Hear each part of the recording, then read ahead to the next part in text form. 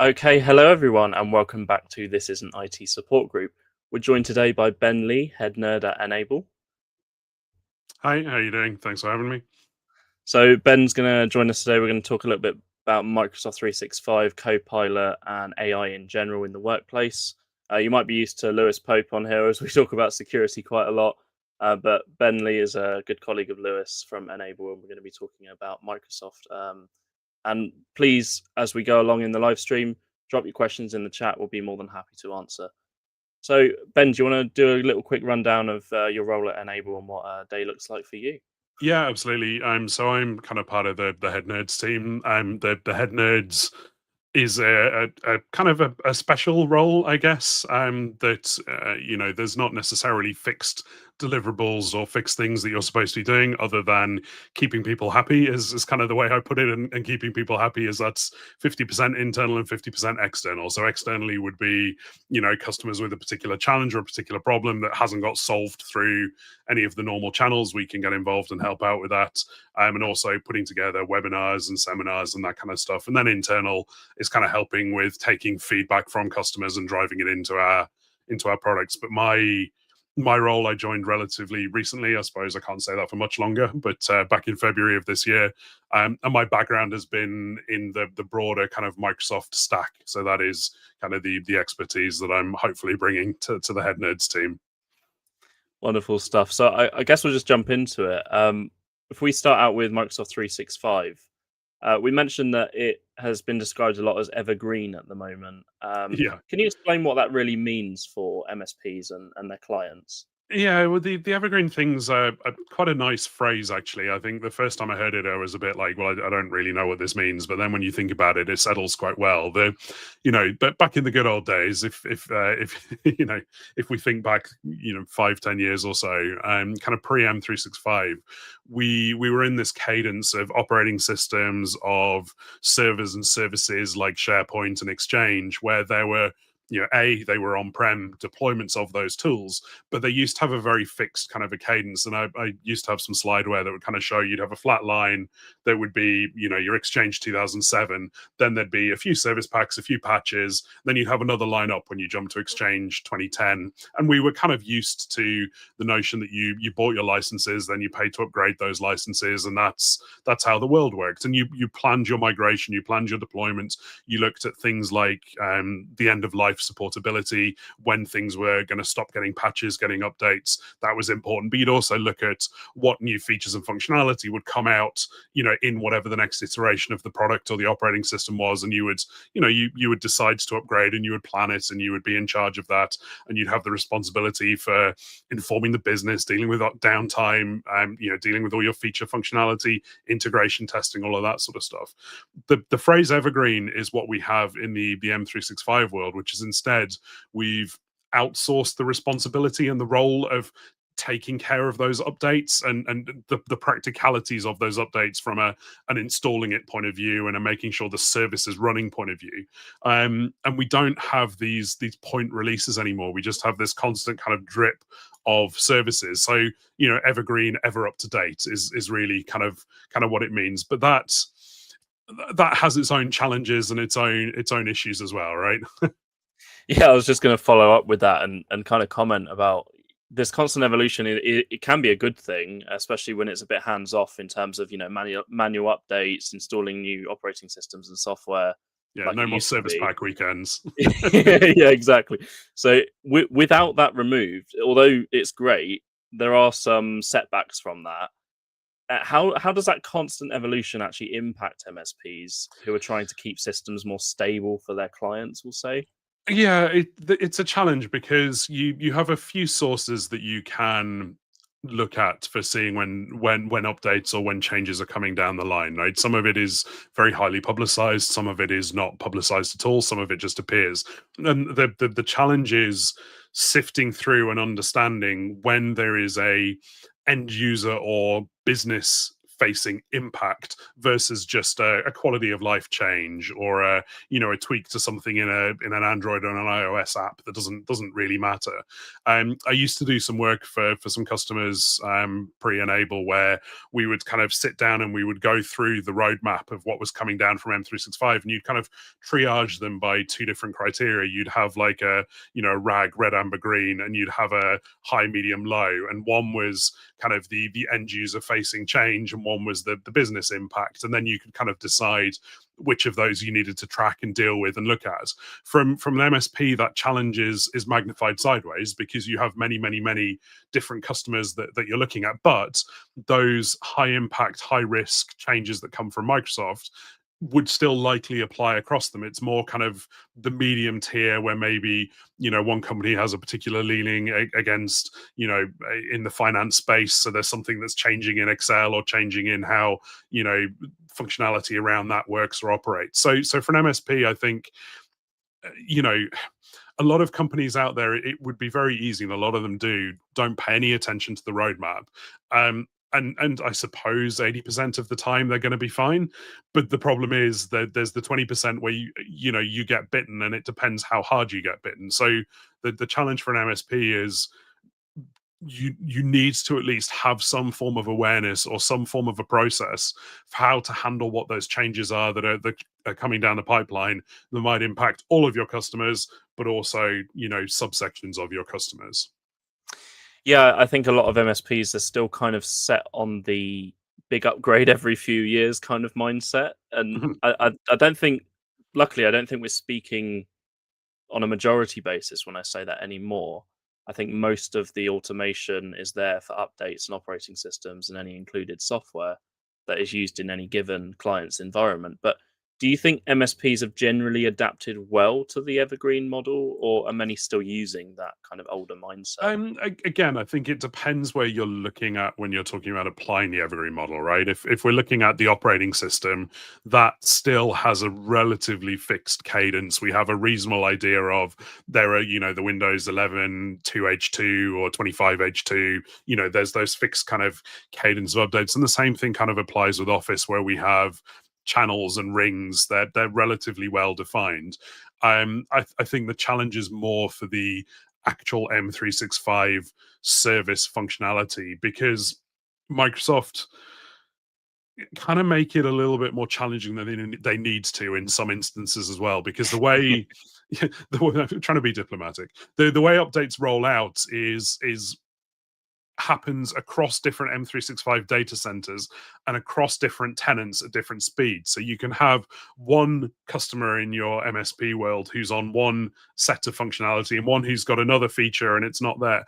The thing that I mean about Microsoft kind of not helping as well is there's a bit of a track record of some functionality coming out in preview and being enabled by default, or there's maybe a preview license that users kind of go and use a thing, they play with it a little bit, and then it's like, oh no, actually now that's on a different tier of licensing, or now we're disabling that while they're coming. So there's the flip side is that Microsoft is at least being slightly better at providing you with administrative controls to turn those things off, but you still need to be aware about them. It's not the model of you need to turn them on. It's usually the model of you need to turn it off if you don't want it. So, again, that's the challenge, is just making sure you have some form of a process. So your original question, how are MSPs dealing with it? I think most are fairly well versed in handling operating system and Office updates and the process around that. But I think there's maybe a little bit more work to be done around the M365 core services themselves. Yeah, and I think just adding on to that, one of the 365 core services that most MSPs are trying to quickly learn how to use and adapt into the environment is Copilot. Yeah. A lot of clients are not fully aware of what that can benefit them for, what it can be applied to, Yeah. any kind of environment. There's obviously AI worries as well about where's the data going, how can we use it safely in the environment. How would you describe what Copilot actually is, and where does it fit in generally?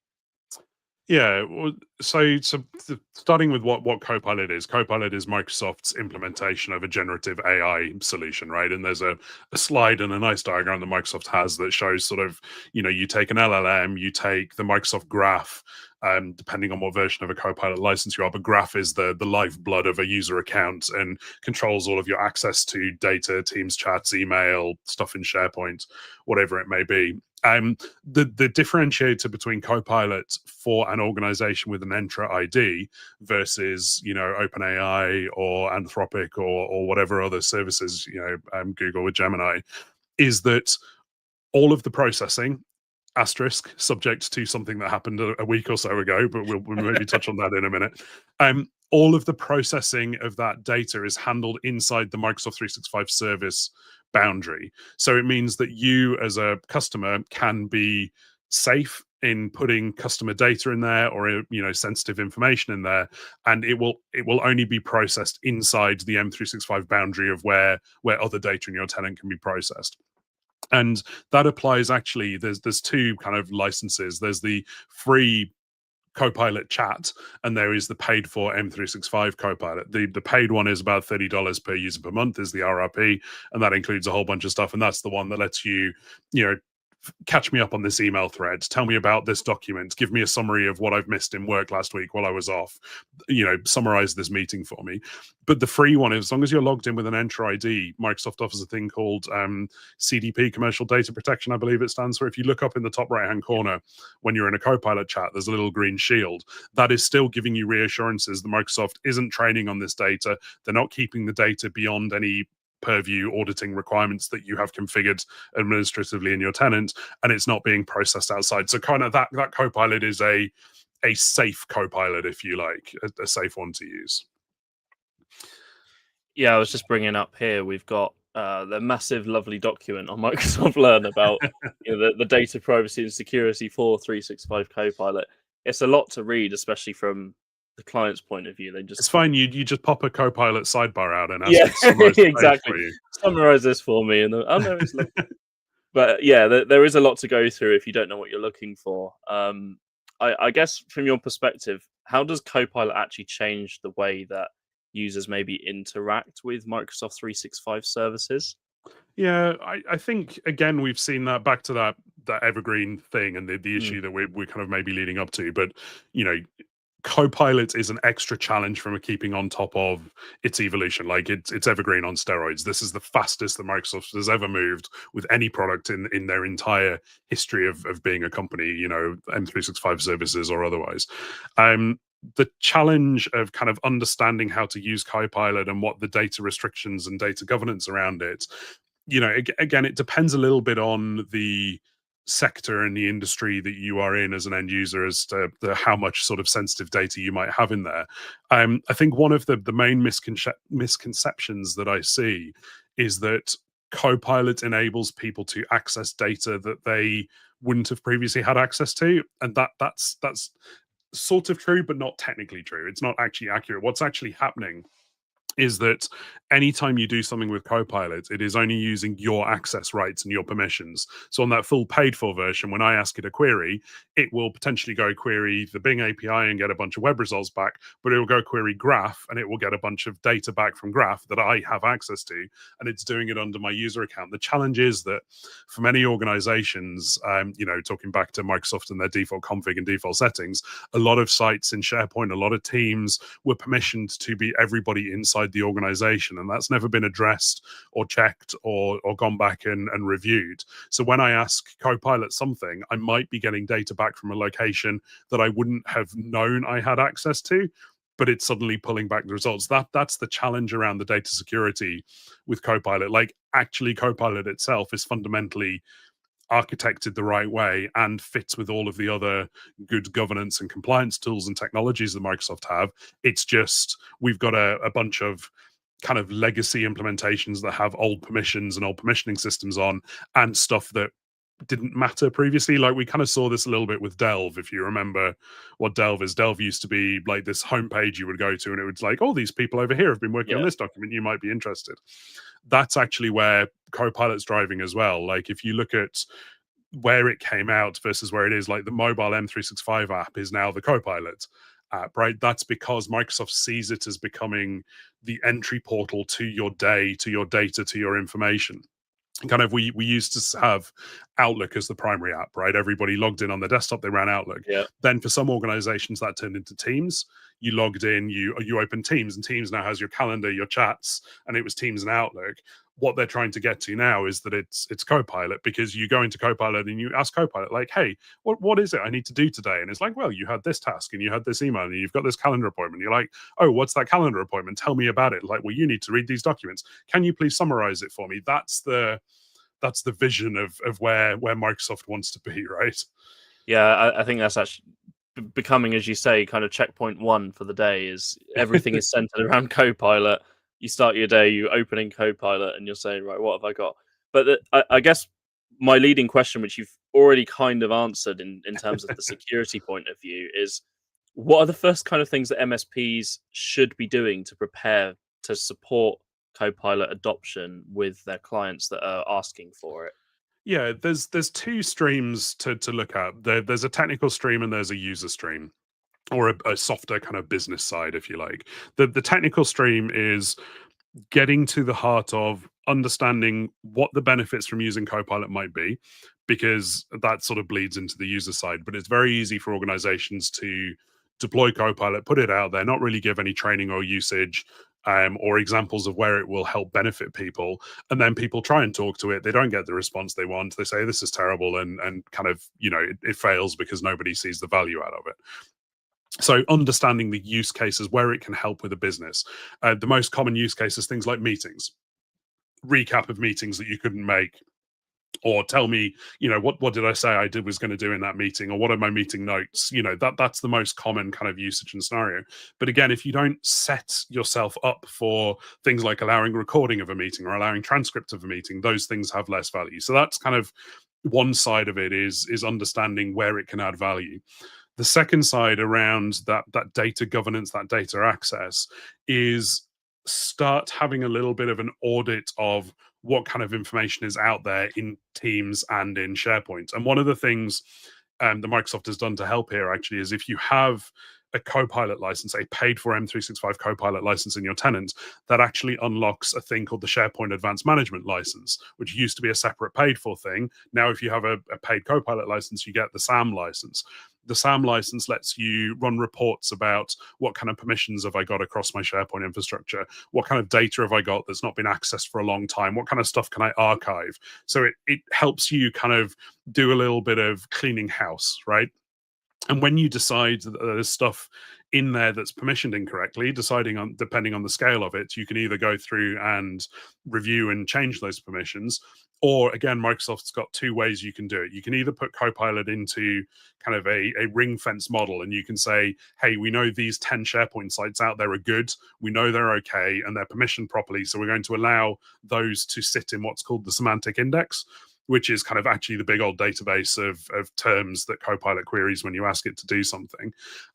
Or you can turn on what's called restrictive site search, RSS, where you can say, remove this site from any search results, remove this site from any search results. So you can kind of go one of two ways. So that's the technical readiness, is where's it going to fit for the business, and some form of a data security review. The user side is, you can't just fling this at people and help them get on with it. You have to invest a little bit of time and energy into training, into this is a good way of using it, this is maybe a bad way of using it. Things like people don't think of is, there's quite a bubble around AI that is going to do your job for you and it's going to magically know what you want. So people tell it like, oh, I want to report on XYZ, full stop. They give it 6 words and they get back something that's kind of not quite what they wanted.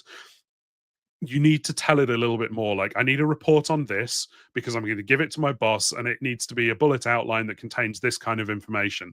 And even then, if you get back something that isn't quite what you want, you can iterate that conversation with you, like, well, you've missed points around this, or actually, I don't think that section is quite right, or it's like you need to learn to kind of have a conversation with it. So that's the user adoption side of things. Like we used to do a whole bunch of stuff around the ADKAR framework, which was looking at kind of doing a hearts and minds adoption and what have you. So for an MSP, you don't necessarily need to do all of those things to the nth degree, but it is quite a nice solution that you can package up. So it's like, hey, you're interested in kind of Gen AI and Gen AI solutions.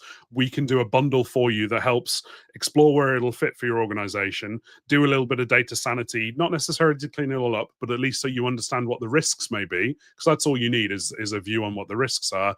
And then, an element of training and adoption. And that could be from third-party services or websites, or, it doesn't have to be something in-house, but there's quite a nice little bundle of stuff that you can build around that.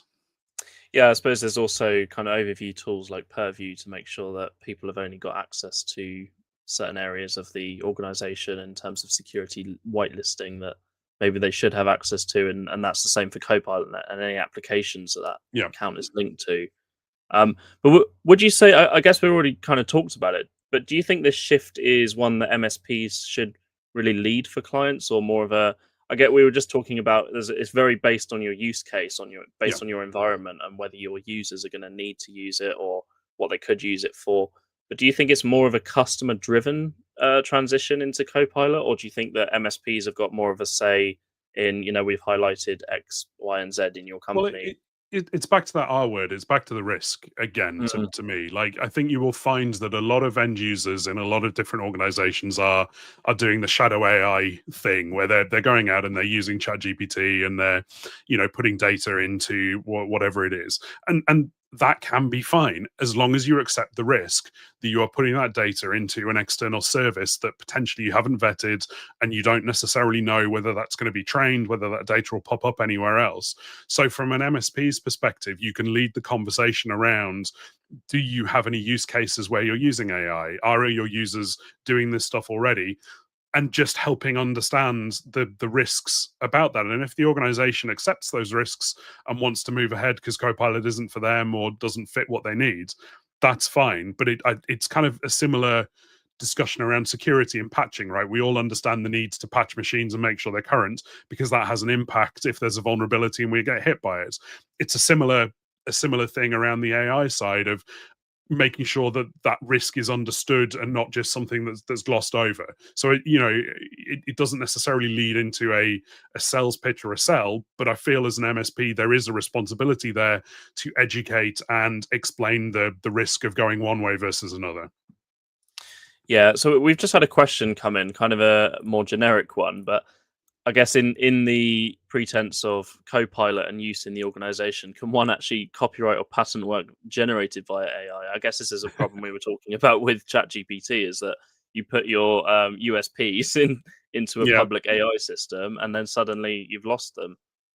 Yeah, so obviously it's standard "I'm not a lawyer" response, Yeah, yeah. yeah, applies to any of this. So as far as I would see it, yes, I think you would be able to copyright stuff that came out of it, because the AI hasn't necessarily done everything for you. It's got you 80-90% of the way, and then the responsibility, again, this is part of the user adoption, is you need to train people that they need to take responsibility for what the output is and take it, to its nth degree. It depends what AI services you are using. If you're using stuff outside of Copilot, they might have different terms and conditions. But the other challenge or risk here is, what happens if you use output that itself has copyrighted material inside it or is clearly sourced from copyrighted material? Again, Microsoft, in an effort to kind of help their customers with that as a challenge, they do offer a guarantee around being sued for content that has come out of Copilot. But again, that is subject to certain guardrails, because like if you took all of your competitors literature and stuffed it into a specific Copilot notebook and said, generate me a sales pitch for my product based 100% on my competitors' stuff, well, that's on me for feeding it, explicitly feeding it someone else's material. Whereas if you're kind of just sourcing it across the broad LLM model and the broader internet, there are protections and things in there that you can look into to help. Yeah, Is that a I think suitably non-consultant answer? yes. Yeah, yeah. I was going to just follow on to Maybe. that and say to anyone who is using data from AI that is spat out to you, maybe an answer or any kind of way of working something out or pitching something, be very careful of a paper trail, and that is one thing that is really difficult when you're using an AI language model, is that it doesn't tell you specifically that it might have sourced that from something that is patented or is copyrighted from someone else's existing works Yeah. or Although material. to add to that, though, that is one thing the Copilot is, or certainly the others I think have caught up a little bit, but it used to be Mm. very, very good at showing the sources that it used. So when it gave you content back, you could see this came from this document, this came from this document. But this is the onus is on you as the person driving Copilot. Like when you're driving the car, you're responsible for it. It's like, you have to take responsibility for that. I mean, there was a case down in Australia just recently where there was a whole bunch of fake citations in a government report that got generated by a very large consultancy firm, but that's on them. They didn't properly check the output.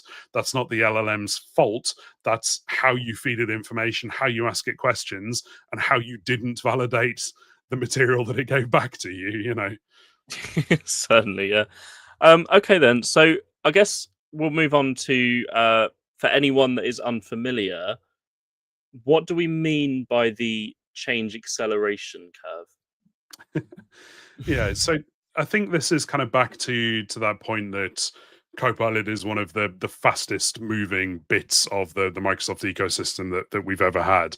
I think that sort of phrasing and why we had that in there is we were talking a little bit around, we've gone from this fairly static model of going in steps to sort of stuff evolving over time. And I think now with Copilot, this stuff is skyrocketing. We've gone into an exponential curve where there is just such a massive rate of change. And back to your point about do MSPs have policies and processes to handle that? If you don't now, you really are going to need to in 18 months, a year, 2 years time. Like this stuff is not going to slow down at any point soon. So it's kind of really that notion of this is moving super fast, and you need to be aware of what these changes are, what the impact is, and how to handle it. And that's no mean feat. I'm not pretending to have answers to this.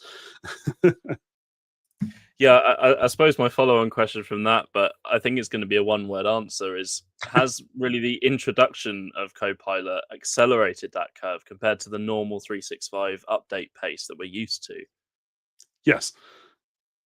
Yeah, No, so exactly. Yeah. so the challenge with Copilot, and I think where a lot of people got annoyed, cross with Microsoft potentially, was when Copilot came out. It was weird because Microsoft was at the front of this wave, right? They were slow on the boat with Internet Explorer and the internet back in the day. They missed a whole bunch of things that they could have been a lot better. They missed the boat with Windows Phone, unfortunately. I've got a whole bunch of them up here somewhere. Rest in peace, Windows. I've even got a Windows Foamy toy somewhere. But they missed the boat on that. Whereas with AI, because of their early investment in OpenAI, they managed to be in the right place at the right time, and they had all of the other components of the infrastructure. They had the data centers, they had the stuff around data security and rights management, and the infrastructure around keeping your data safe and secure. But one of those early frustrations was everything became Copilots. We had a Copilot here, we had a Copilot there, we had a Word Copilot, an Excel Copilot, a Copilot in Power Platform. We had a GitHub Copilot, was the original VOP Copilot. We had Copilot in all these places, and there wasn't. Again, it was down to that sort of setting expectations. Like I used to call it as it had a bit of a split personality. Like me as an end user, if I wanted to do a task, I had to know I'm going to ask General Copilot for an outline of what I want. Then I'm going to take that into Word Copilot to deal with some document stuff. And then I'm going to take that and I'm going to put it into the PowerPoint Copilot to help me convert that into a slide deck. I had to take it between all these different places. We're starting to see that pull together a little bit more. So the frustration was that Microsoft were just slamming Copilot in any different place that they could, because that was an edict back like in the all those years before about like just make sure everything works on the internet. It was like make sure Copilot was embedded in your product, and we had it in random places where it didn't necessarily make sense. It didn't quite line up. What we're starting to see happen now is this more of a joined up story coming through. Those personalities are starting to mesh together. Like, in the next 2 years, we're going to end up in a position where we do actually have, one master co-pilot that we're talking to. And then there's this notion of agents where we have a specific agent that deals with office stuff, or a specific agent that deals with talking to third-party solutions through things called MCP servers. That's a way of interfacing with other systems or solutions. So we'll start seeing that stuff knit and mesh together. So that again is part of that pace of change. Like, we need to understand where we are today, but we need to have some view on where this is going to be tomorrow, and whether that's going to make it easier, harder, better, worse, for whoever the end user is. Yeah, I think just kind of following up from that is specifically in terms of risk. What are the risks if MSPs fail to kind of keep up with this faster rate of change? And is there anything that they're really essentially missing out on from an MSP perspective Yeah. purely, and not just the clients, by not pushing these kind of things? Is Well, there I anything think that can fight them back? an MSP's role, as I see it, is to help their customers navigate their IT infrastructure, right? So, the customer has very limited or none at all IT support of their own, and they've outsourced that to the MSP. So there is a trust to the MSP to be taking care of their digital footprint, their digital platform, their devices, their usage, their whatever. If you don't have an understanding of the AI tooling and where that fits in kind of the portfolio, it's almost like, or it will become almost like, not having an antivirus solution as part of your device management, right? It's a whole, it's something that, in order for most businesses to kind of keep on top, or keep at the forefront of their area and their competitive edge, AI tools are going to become more and more commodity.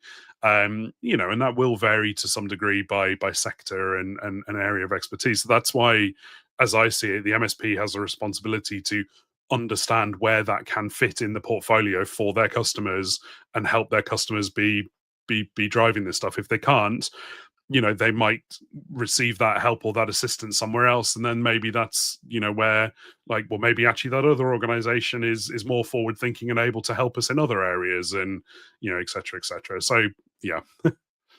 Yeah, I guess that's just it. It's going to be the kind of client relationships, and actually from the client's point of view, seeing I'm sure they might be reading, even if they're not technically literate, and that's why they've outsourced their IT to an MSP for that trust of looking after the systems. They're still going to be aware of AI in the news. They're going to be thinking, how can we use this in our workspace to save time, less Yeah. billable hours, maybe things like that. But do you see Copilot actually changing the traditional support model for MSPs, or do you think it's purely going to support the clients in their internal usage? Yeah, so there's a difference there between Copilot and broader Gen AI solutions. I would expect. You will see across other third party solutions a lot more usage of Gen AI, and it is trying to make sure that it is actually adding value and doing something useful. I think, in terms of like a support flow, if you can imagine a point where, whatever your ticketing system or your device management platform is able to have a view across, like, oh, hey, there's all of these devices, they've all got a similar issue, and it can be a bit more proactive about identifying what the root cause of a problem is, or looking for patterns and trends. That's what AI stuff is really, really great at, is trend analysis and pattern analysis. Copilot itself, as it stands at the moment, it still can be useful in a support kind of case for, or usage for a support tech. Things like, it's internet search on steroids. Again, it's like, here is this error code, here is some context around the machine that this came from, what's happened, what the user's reporting. Go find me some information. And it can do, you almost have to unlearn. We used to have to learn how to Google and Bing in a particular way, where we learned to use very precise phrasing. And back in the day, it still doesn't really let you do it now, but you had to put the brackets and the plus and the minus and the, I want these words but Yeah, not these words. You yeah, have to unlearn that now with Copilot and AI solutions, because again, that's back to that kind of prompting that I talked about, of telling it the context. But you could just take an error ticket and paste it into Copilot safely inside your tenant boundaries, and it will go and search for, like, well, it looks like it might be this problem or this issue. there's still a responsibility there, because it might give you back stuff that isn't correct or doesn't match your scenario, but that's back to you giving it more information in the first place. Like, I've got a user who's on Win 11. This is the level of stuff they've patch level they're on. This is the issue that I've been seeing. It only happens when they've got a particular printer plugged in.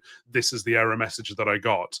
And it can cut down significantly the amount of triage and time to resolution for those kinds of things. But that's where, that's Copilot as web search, on mass. And you'll be able to get to a point where you've got agents inside Copilot which hook into other solutions that can go look across broader specs, or broader machines and what have you, broader data sets, I guess, really. Yeah, and I think one of the major benefits of that is, obviously, as you just mentioned, it's going to cut down that time for diagnosis and resolution of tickets that come in. MSPs can take in more clients because their staff can handle the requests quicker because, for example, as you just mentioned, they've already worked out what the problem probably is with the printer based on the error code, as it's just been spat out to them in their face, and they're like, it probably is this. So the other thing that I've seen that's quite a nice use case is helping with tone, right? It's something we all struggle with. If you write software and you have to write, what your update feature list is, or if you're writing tickets and you're like, well, you haven't plugged the printer in, like chucking that into Copilot. And there's a thing inside Copilot called notebooks where you can give it a very curated source or set of data as examples. So you can create a notebook that has perfect ticket responses in it that have a good tone, a good level of information, a good kind of clarity of what the output is. And then you can take you didn't plug your printer in, chuck it into a notebook Copilot specific prompt and say, I need you to make this output suitable to send to a customer. And then you can get back, not overly, the top unless you want it to be, but you can get back a nice kind of 2-3 sentences of, we looked at this was the error that we saw, therefore this was the resolution that we tried. And it can put stuff in your MSP company tone in a nice kind of professional manner. That's another nice use case that cuts down a lot of time, because, I don't know about you, but I struggle sometimes looking through my email, making sure the tone that I'm putting in something is correct, and I've got the nuance. So you can even ask it, like, I'm trying to say this in this message, does this come across okay? And you get like a nice little double check. So that's another kind of little use case that's quite good from an MSP and a support point of view. Yeah, I think that's definitely it. There's kind of endless possibilities, and that is definitely, I think, one of the most common ones used, is especially for techs that are constantly got their heads in a computer and they're talking to Gen AI bots. They don't care about the tone. They're just like, get the stuff fixed, please. Problem was between keyboard and user, and it'll come out with a really nice, or keyboard Layer and chair. 8. Yeah. Yeah. I think that is it, though. It's definitely kind of the modern calculator, I suppose, and that's something that is definitely going to be, from the client side, if they're not using it, they're definitely going to get left behind somewhere. But this is all back to that finding your use cases and your user adoption side. It's like, some people will naturally think, oh, hey, I could use that for this. Other people, you need to have a little bit of kind of like, here are some examples of 5 different things you can do. And then that triggers that, oh, actually, for me, in my use case, in my day-to-day, it's all about finding what is going to save me 10 minutes a day to justify the license cost if you're on the paid for license. It's all those kinds of things. Yeah, I think that on paper, AI sounds great, but not everybody for example, a lot of people will still not have even touched ChatGPT or Claude or any of the AI tooling. They don't know where to begin with it. They don't know what it does. And this is just Gen AI category, not, the wider machine learning that might be used for elsewhere. But I think that would kind of come under, we gently mentioned training requirements that might be needed for both MSP teams and their clients. Where would that come in with this shift, and what kind of stuff should be included in that training? Yeah, the training's an interesting thing, because this is a problem back to that rate of change, right? I've worked for some organizations in the past that had very, very good internal training departments, but they were also very rigid. So anytime Office changed its layout or a button moved, they'd have to go back through a whole bunch of stuff to update screenshots, update documentation, make changes.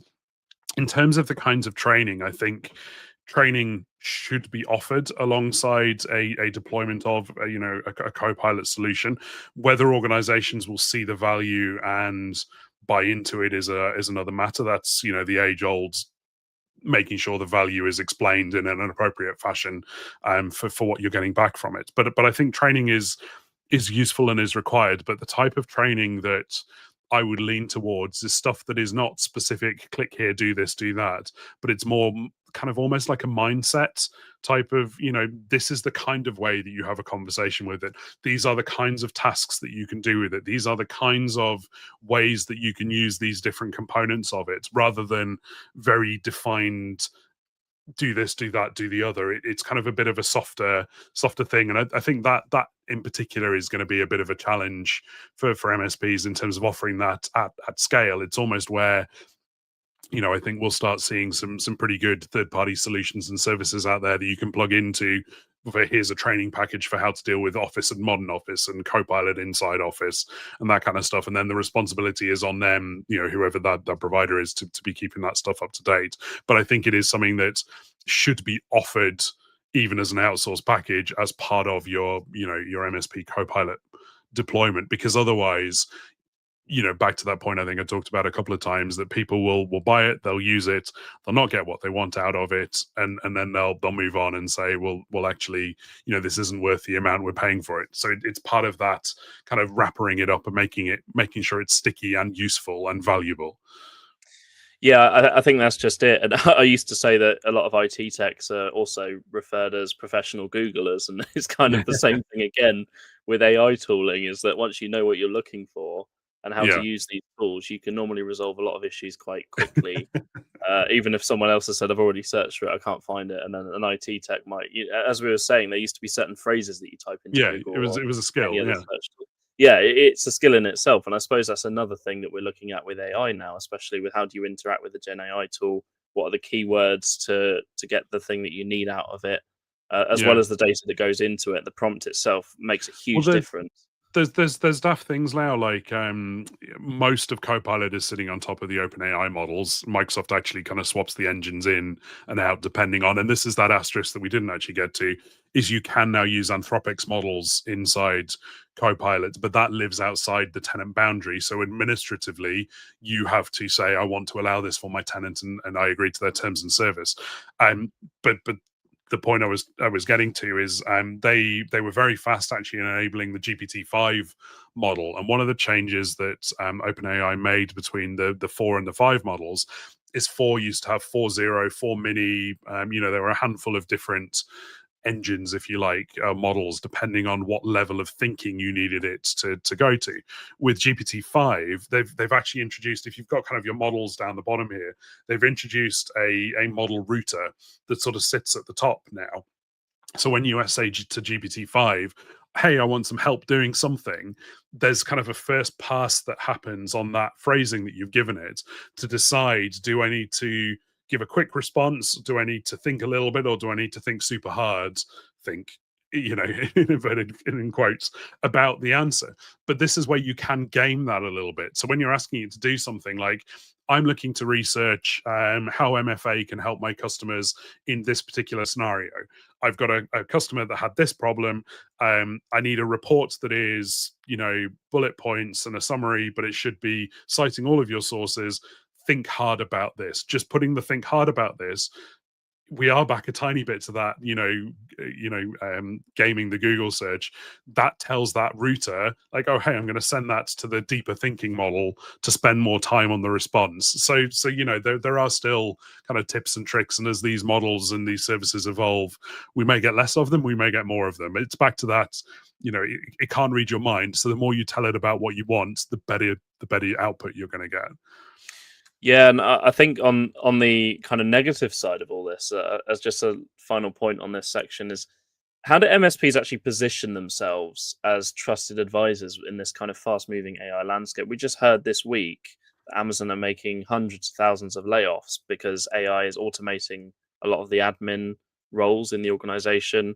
And clients might be thinking, can we use Copilot or a lot of the automated AI tools now, even with the security Yeah. overviews in Microsoft platforms and Azure?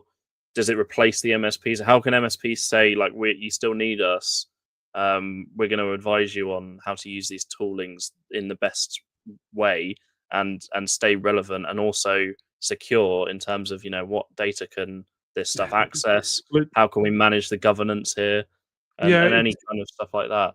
it's grounding in reality to me. It's it's so sad, all of the stuff coming out about redundancies and layoffs and what have you. But I think there is an element of big tech out there is caught in their own bubble a little bit, that there's an expectation that AI is going to solve everything all of the time, and it's already there. It's not. It can't do all of these things, but there's an expectation from stock markets around kind of cutting headcount and making savings by AI, and where those things will get to in a few years' time, only time will tell. I think from an MSP, my takeaway is you can't ignore this stuff. You need to have an awareness of it. You need to have an understanding of those elements we've talked about, like how do you approach taking a package to a customer and explaining the value and explaining the risks around them using it versus not using it. But it's making sure that you're grounding it in real world. Like, don't get caught up in whatever the hype cycle is for current versions, current iterations, the roadmap that we'll see, coming out of Ignite about all of these amazing things that Copilot is going to start doing for you, or that Anthropic can do for you, or Claude can now suddenly maybe code all of your custom scripting that you've been using in the past. Fine, but do it yourself. Make sure it works. Make sure it operates in the way that you're operating it. That it says it does, so that you're approaching it to your customers from a position of truth and honesty, I guess, for want of a better phrase. Yeah, and I suppose you just mentioned there Ignite, and that is something that we're seeing a lot of news and updates about Copilot from Microsoft themselves and their Ignite. How can MSPs actually filter what really matters? And do you have any kind of maybe favorite methods or go-to sources for staying current without being completely bombarded? Yeah, so Ignite is the IT Pro kind of big conference, right? Like, Microsoft used to have Inspire, which is their partner conference, and they had Ignite and they had Build. I think only Build and Ignite are knocking on these days. So Build is more dev orientated, and Ignite is more kind of techie, I suppose. There will be a thing called the Book of News that comes out of Ignite. So Microsoft released that in preview to journalists and certain people under NDA, kind of a few days in advance. But then there is a public version that will go live on various Microsoft kind of front pages and blogs. That is a really good place to start, because it's very comprehensive, it's very thick, but it has a good table of contents at the beginning, so you can look at what is relevant to the particular area that you might be working in or have focus on. So you can look at this is the stuff that might be relevant, or you can open that up and you can stick it into Copilot, and then with a little chat down the side, I was you can waiting for say, that. exactly, is that what are the key highlights here? These are the ways that we're using it. This is our offering. Tell me what might impact some of the stuff we're changing. The other place that's quite good is you have the Microsoft Tech Communities blogs. Microsoft do a mixed job of putting stuff on there that makes sense. So some of it is very nicely explained, and there's little videos that show what stuff is. Some of the rest of it is a little bit more marketing-y orientated, so you have to do a little bit of reading between the lines to kind of understand what's coming out. But those are the two main sources, is looking at that Book of News and looking at the official blogs, and then the rest of it is going to, like I said, journalists have access to the Book of News in advance, but they're under embargo until the kind of the first day of the conference. That is you'll find on your mainstream kind of tech sites some of that stuff coming out, but also actually places like on YouTube, people end up doing kind of supercuts of the keynotes that you'll get out of Ignite. So they'll do like the Ignite keynote compressed down into 10 minutes. That will give you an overview of what the key positionings from Microsoft are about what direction they're taking particular elements in, or particular announcements. That's kind of my way of keeping up a little bit, other than just sitting there and reading a lot. Yeah, I suppose that's it. It's just kind of there's a lot of big tech's going to throw loads of like, we've done this and it's amazing, and we've done this and it's amazing. It's like, okay, this is my use case. Which one is actually amazing? What's going to fit? Yeah. I mean, we were talking about roadmap and message center. The confusion there is roadmap is supposed to be the broad, this is everything that is coming down the pipeline from Microsoft, but you still find there's stuff releases that hasn't hit roadmap. But it's also important for an MSP, I think, to understand about Message Center. The Message Center is inside your admin console for a tenant, but the Message Center will only show you stuff that is relevant to that particular environment. So if you don't have a certain license or a certain thing, you might not see it. So if you're only paying attention to your tenant's Message Center, you might not see stuff at scale. But to make things even messier, Microsoft a couple of weeks ago, I think maybe a month ago, released a specific roadmap just for Copilot as well. And that's back to that, the accelerating pace of change. They've got to a point where they see Copilot as being so critical and changing so quickly that it now has its own separate roadmap. So again, if you want to, have a little view on what's coming down the line just for Copilot, there's a Copilot roadmap that's broken up into different sections around like chat improvements and functionality improvements and all of those different fun things. Yeah, I think that's just it. It's as you just mentioned, if you're on a different, like, say you're on E3, for example, and there's stuff that's come out that's only going to support E5 licenses, you might not see it if you're not looking at a wider picture of what's actually available for the specific Yeah. license, and you But might not be able to make that decision to switch because you don't know about the news. So yeah, that is well, one and problem. that's supposed to be the differentiator. It's supposed to be his roadmap is new stuff that is coming down. Message Center is a little bit more, this is something that will impact you in your environment. But none of it's perfect. Okay, so we've talked a lot about Copilot today and its involvement in MSPs and the clients and everything. But if I just mention a term more generically, agentic AI, what does that actually mean, and how could it affect MSPs generally if we're looking towards the future outlook?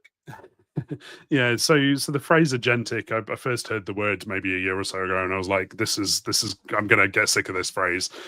The notion is that we had our kind of little LLM AIs, your open AIs, your chat GPT, your Copilot, and they works with the data that you gave it. The kind of document that you put in front of it or the web search that it did, and there are system level prompts as well. So this is an important thing we haven't quite touched on that is adjacent to this. But when you ask OpenAI something and you ask Copilot something, even though they're both using the OpenAI engine underneath, OpenAI have tweaked the type of response that you'll get versus how Microsoft has tweaked the kind of response you get from Copilot. So when you ask Copilot something, it's more geared towards a business orientated output of bullet points summarizing, and OpenAI is a little bit more long form and conversational.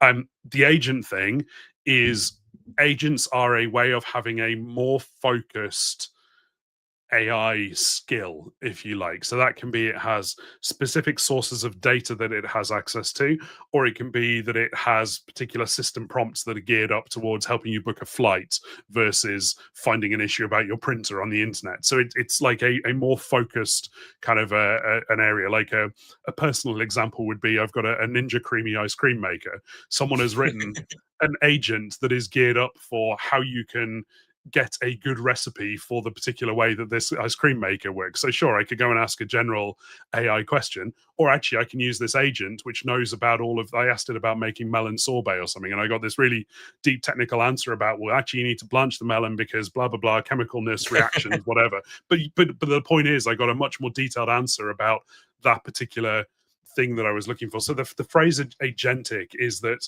we have these agents that are focused on particular tasks or particular things.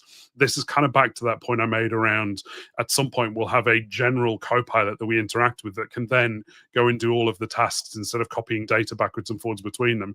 That will be through an agentic model where it is controlling or acting as the conductor of the orchestra to this orchestra of little AI agents underneath. And that's where integrations come in. You can have agents for talking to Salesforce or for talking to CRM systems or to Dynamics or whatever it may be, to these little pockets of data that can then pull that back into that top level conversation that you're having. So that's agentic means this use of AI agents, if you like. And that is very much the kind of wave of where this stuff has got to and is going to drive through in the next year.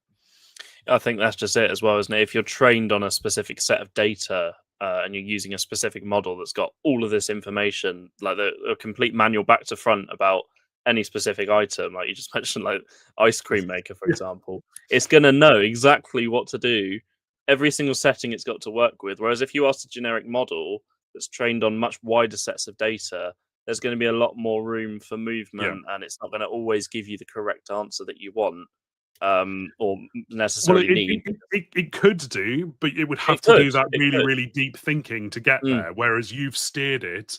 yeah, It's like the example I was talking about notebooks of like, here's some curated material that looks like what I want. So you're not having to start from scratch every time. You're like using this as a base. mm, That's kind of like an agent is go talk to this specific data set that deals with this stuff for me, or is phrased in a particular way, or I want an output to look every time in this particular format. it's more efficient because it's Yeah. focused on one specific application use rather than. It's hyper focused thing. Yeah, absolutely. Yeah.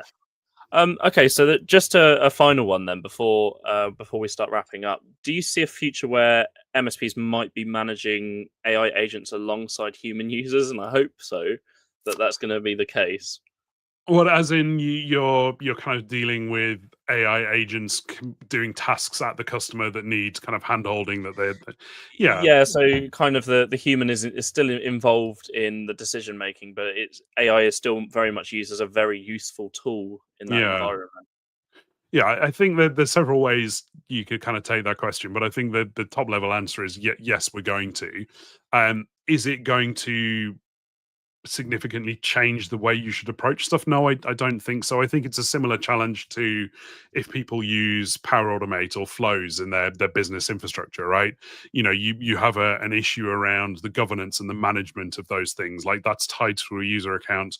What happens when that user account leaves? Suddenly you've got a business process that stopped working. It's going to be a similar thing for the AI agents or AI users at an organization is who's responsible for them, who understands how they work, who's making sure that they're governed and correctly dealt with in a particular way. So when we get to that point, if you let it kind of wild west itself, you're going to have a problem with it and it's going to be a challenge.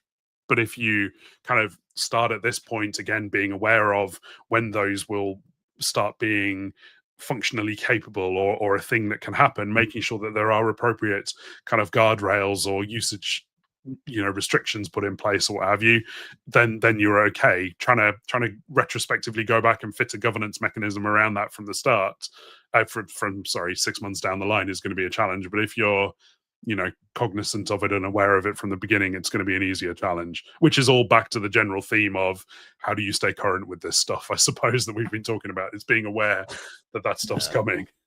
Yeah, I think that's just it, and it's. I think there's a lot of fear around, and I suppose kind of a rightful amount of hesitation when it comes to adopting AI tooling, and I think that a lot of people, if they're old enough to remember the kind of like HAL 9000 lockout kind of thing, where he's been locked out of the space pod that's completely AI controlled. This was years ago, but this is one example of like, okay, is this going to be ring fenced well enough in my environment? Is the data going to escape? Is AI going to make some horrendous decisions with this information?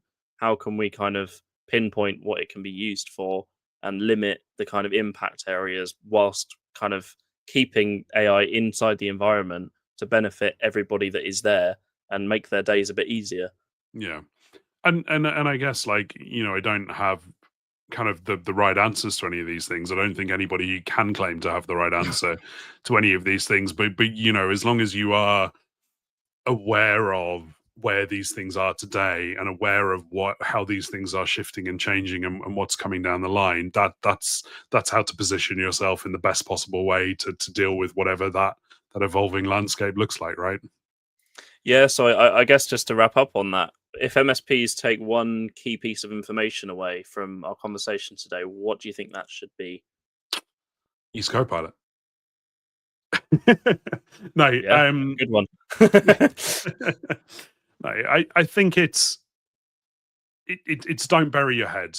It could be quite easy to kind of roll your eyes and be like, well, you take one of two approaches. Like Gen AI stuff is all going to be hot air and this is going to blow over, or it's yeah, great, let's use AI and this tool and this tool and this tool and this tool. You can't do that. You need to balance the middle. You need to look at where it is going to be useful, understand what the risks are of using it, and come up with a way of managing and dealing with those risks and those use cases. Brilliant stuff. So if anyone watching wants to get in contact with you or talk a little bit more about Copilot or anything we've talked about today, how can they reach out? Yeah, absolutely. So I'm on LinkedIn as Ben Lee UK. You can find me there, or you can email me as ben.lee@n-able.com. Brilliant stuff. Well, thank you, Ben, for joining us, and we'll Thank you for catch you all having me. next time. All See right. you later. Thank you. It's been fun. Bye.